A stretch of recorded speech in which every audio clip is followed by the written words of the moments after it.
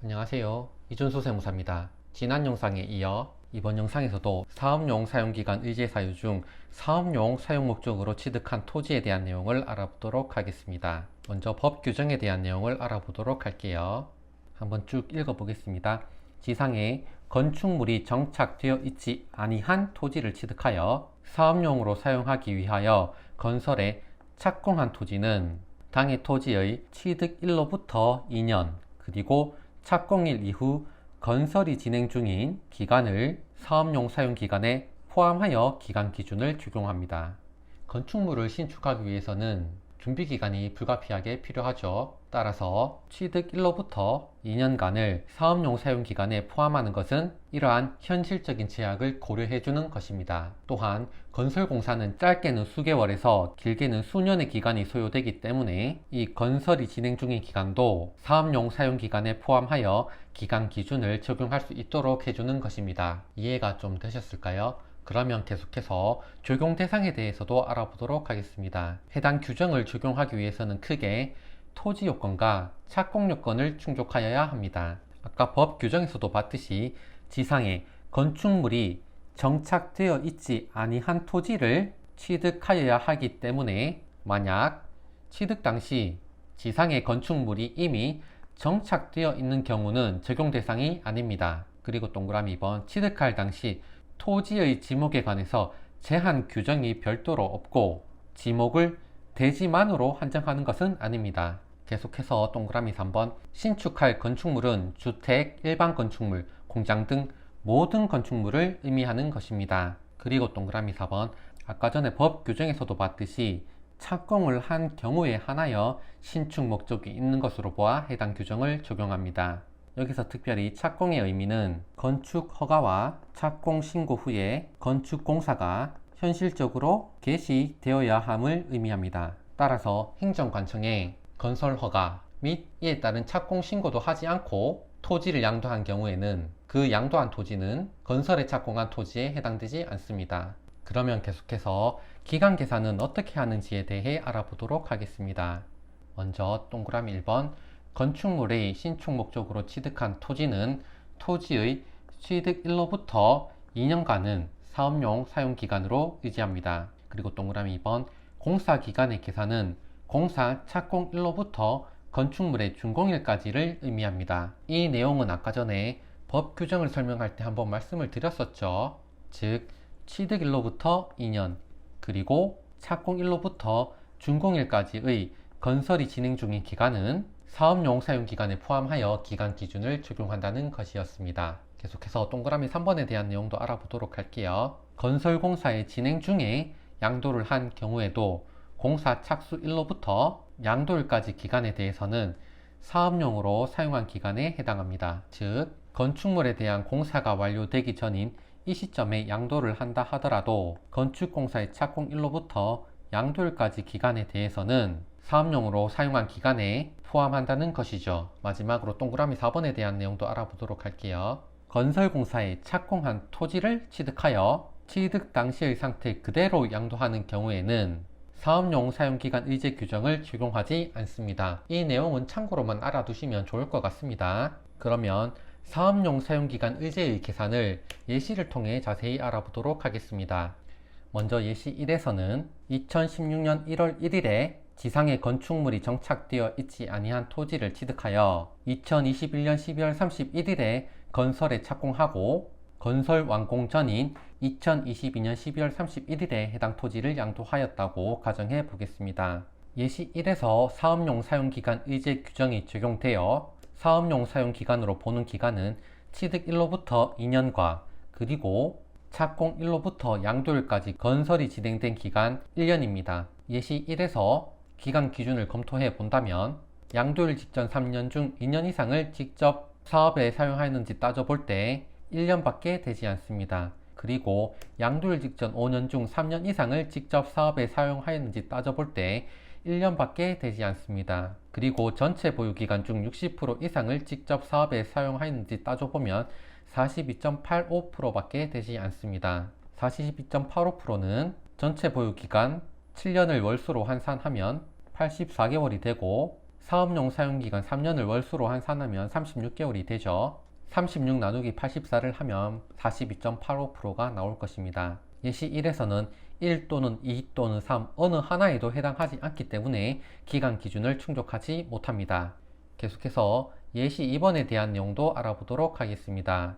2019년 11월 1일에 지상에 건축물이 정착되어 있지 아니한 토지를 취득하여 2022년 12월 31일에 건설에 착공하고 건설공사 완공 전인 2022년 12월 31일에 해당 토지를 양도하였다고 가정해 보겠습니다. 예시 2에서 사업용 사용기간 의제 규정을 적용하여 사업용 사용기간을 계산해 보면 취득일로부터 2년간 그리고 착공일로부터 양도일까지 건설이 진행 중인 기간 2개월이 되겠습니다. 예시 2가 기간 기준을 충족하는지 판단해 보면 양도일 직전 3년 중 2년 이상을 직접 사업에 사용하였는지 따져보면 취득일로부터 2년 중 1년 10개월과 건설이 진행 중인 기간 2개월을 더하면 2년이 되죠. 또는 양도일 직전 5년 중 3년 이상을 직접 사업에 사용하였는지 따져보면 토지의 취득일로부터 2년과 그리고 건설이 진행 중인 기간 2개월을 더하면 2년 2개월밖에 되지 않습니다. 또는 전체 보유기간 중 60% 이상을 직접 사업에 사용하였는지 따져보면 전체 보유기간 3년 2개월을 월수로 환산하면 38개월이 되고 사업용 사용기간 2년 2개월을 월수로 환산하면 26개월이 됩니다. 26 나누기 38을 하면 68.42%가 됩니다. 따라서 예시 2는 1 또는 3에 해당하기 때문에 기간 기준을 충족합니다. 조금 어려울 수는 있지만 사례 1을 통해 사업용 사용기간 의제의 계산에 대한 내용을 좀 더 알아보도록 하겠습니다. 나는 지목이 임야인 토지를 취득하여 형질 변경을 위해 토목공사에 착공하였고 그 결과 나는 지목이 임야인 토지를 대지로 변경하였고 그 대지 위에 건물공사를 착공하였다고 가정해 보겠습니다. 이 경우 사업용으로 사용한 것으로 보는 2년의 기간 계산 시 기산일은 언제로 보아야 할까라는 거죠. 당초 임야 상태의 토지를 취득한 날일까요? 아니면 대지로 토지 지목을 변경한 날일까요? 또는 사업용으로 사용한 것으로 보는 건설 기간의 계산 시 기산일은 언제로 보아야 할까라는 거죠.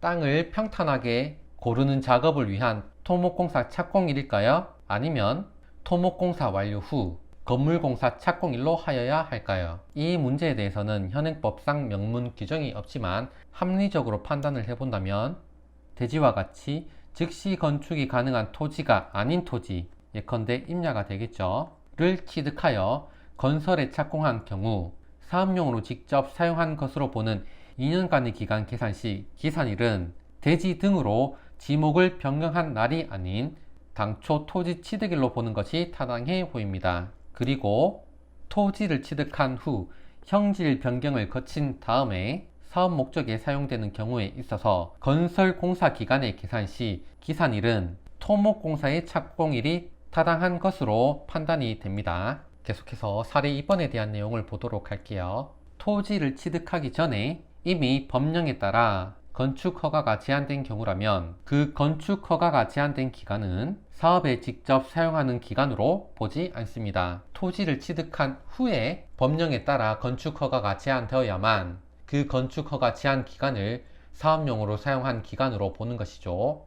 이는 이전 영상에서 다룬 내용이므로 지금 보시는 영상 오른쪽 위에 해당 영상 링크를 걸어 드릴 테니까 궁금하신 분은 그 영상을 참고해 주시면 되겠습니다. 이와 같이 건축 제한이 있는 상태에서 토지를 건축물 신축 목적으로 취득한 경우에는 건축 허가 제한 기간을 사업용 사용 기간으로 보지 않는데 여기서 문제는 토지 취득 당시에 지상에 건축물이 정착되어 있지 아니한 토지를 취득한 경우로서 사업용으로 사용하기 위해 건설에 착공한 토지는 토지 취득일로부터 2년 그리고 건설이 진행 중인 기간은 사업용 사용 기간에 포함하여 기간 기준을 계산하죠.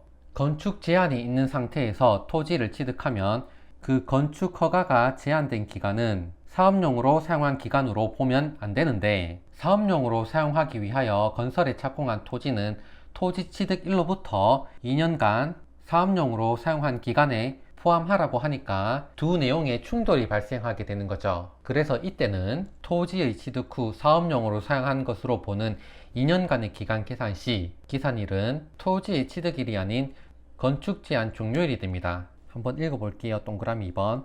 토지 취득 후 사업용으로 직접 사용한 것으로 보는 2년간의 기간 계산 시 기산일은 건축허가 제한 종료일이 됩니다.